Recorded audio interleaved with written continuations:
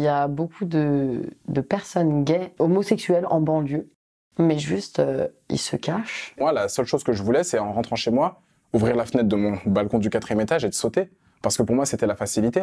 Surtout quand on te dit, mais en fait, meurs. Tu sers à quoi? T'es gay, t'as même pas honte.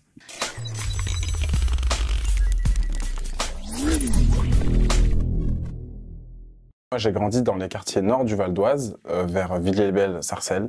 Et c'était considéré comme quartier tendu, quartier chaud. On voyait beaucoup la police et les collèges, les lycées étaient classés ZEP.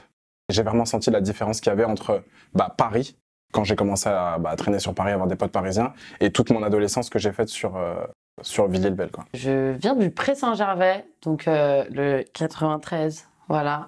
Il y a beaucoup de cités HLM, de logements sociaux et autres. Donc il y a un peu une double mesure, je dirais, entre des gens qui sont vraiment un peu dans le mood parisien, bobo, qui sont aisés, et des autres qui sont vraiment moins riches. Tout le monde connaît tout le monde parle sur tout le monde. Il y a cet a priori de ce que les gens vont penser de toi. Il y a beaucoup d'homosexuels en cité, faut le dire. Faut pas penser que c'est tabou, qu'une fois que t'as passé le quartier, l'homosexualité, en fait, elle s'arrête. Allez, aux portes de ton quartier. Non, il y en a beaucoup. Il y en a autant en banlieue qu'il y en a autant à Paris. C'est sûr, c'est sûr. Il y a beaucoup de personnes gays, homosexuelles en banlieue, mais juste, ils se cachent. Et je pense que c'est tabou parce que c'est vu comme quelque chose de sale. C'est vu comme quelque chose de pas propre. Que ce soit au niveau de la religion, que ce soit même au niveau des mœurs. Je sais pas pourquoi les gens, l'homosexualité, tout de suite, ils imaginent quelque chose de très dramatique. À 13 ans, j'ai compris que j'étais différent. C'est à ce moment-là, moi, en colonie de vacances, que j'ai compris que j'aimais les garçons. Et j'ai eu mon premier copain à 13 ans. Moi, j'étais condamné. Je me suis dit, ça y est, c'est fini, c'est foutu, je vais aller en enfer, c'est fini pour moi. Comment je vais le dire à mes parents? Comment je peux me regarder dans une glace? Parce que pour moi, comme je l'entendais, l'homosexualité était une maladie. Les premières choses que j'ai pu me dire, c'est je suis malade, c'est j'ai un problème, je peux pas en parler, il faut que je me fasse soigner. Je sais que j'aime les filles depuis toujours. Et c'est au collège, en fait, que je me suis rendu compte que y a un truc qui clochait. J'ai rencontré la première fille dont je suis tombée amoureuse en 5e. Ça a été compliqué parce que du coup, je me suis cachée.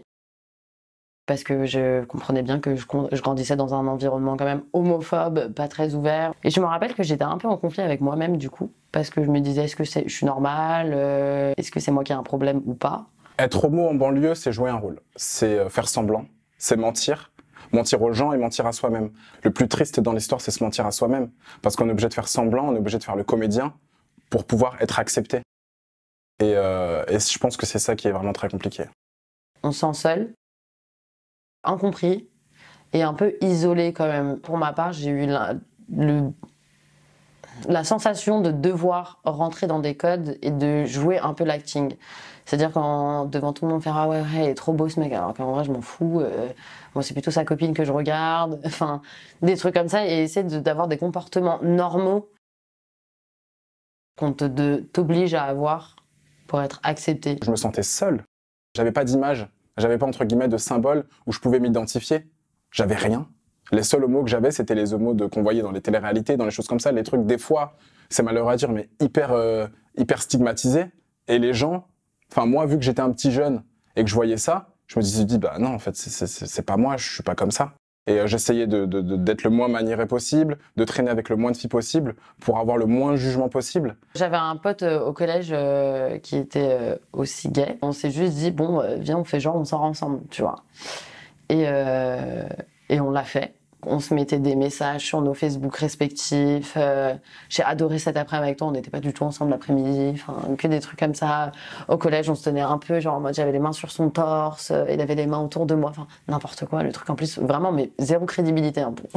Vraiment, Moi, justement, il fallait que je mette toute une stratégie en place pour pouvoir vivre tranquillement. Je me rappelle avoir été dans la cour de récré.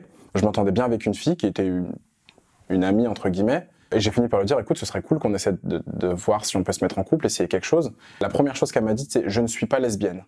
Alors je vous raconte pas le traumatisme, le choc que j'ai eu d'entendre « je ne suis pas lesbienne », parce que du coup, elle a fait référence à toute une féminité qu'elle voyait en face de moi, que moi, j'essayais de cacher. Le problème, c'est qu'elle est partie dire à tout le monde « William voulait sortir avec moi, un homosexuel voulait sortir avec moi ».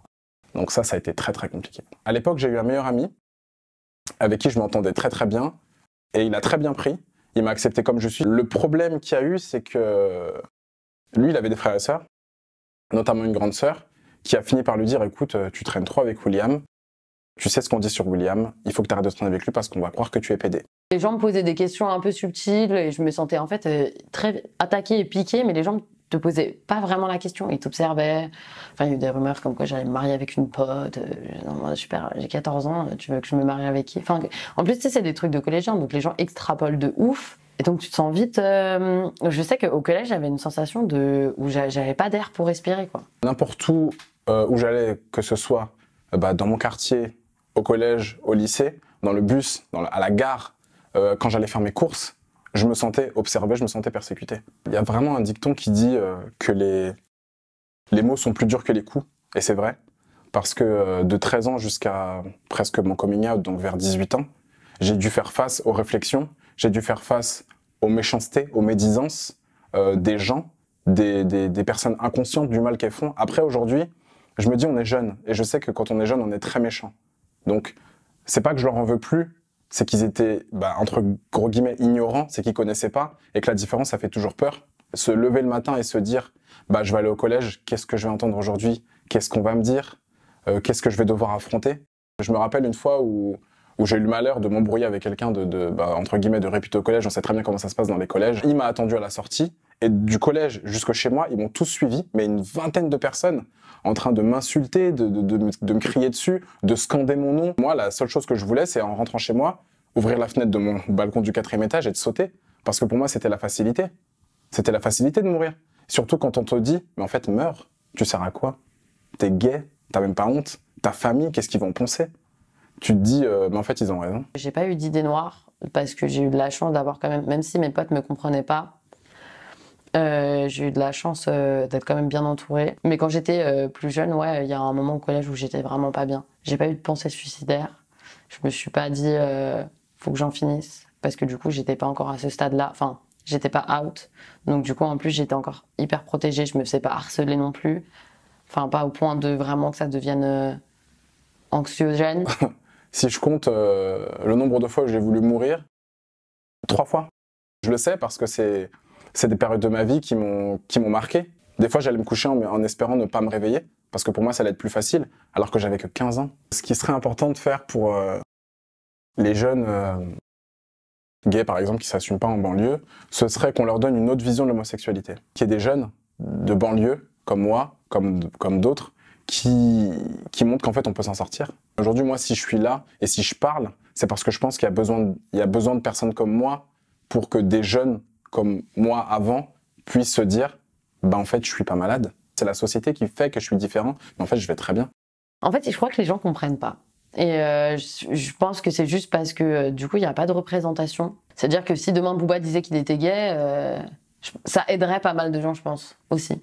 Il y a aussi un truc de religion pour certains. C'est interdit, donc pour eux, c'est en mode « Oh mon Dieu, mais c'est péché ». Les gens, ils savent pas ce que c'est et ils ont des préjugés, mais qui datent du Moyen-Âge.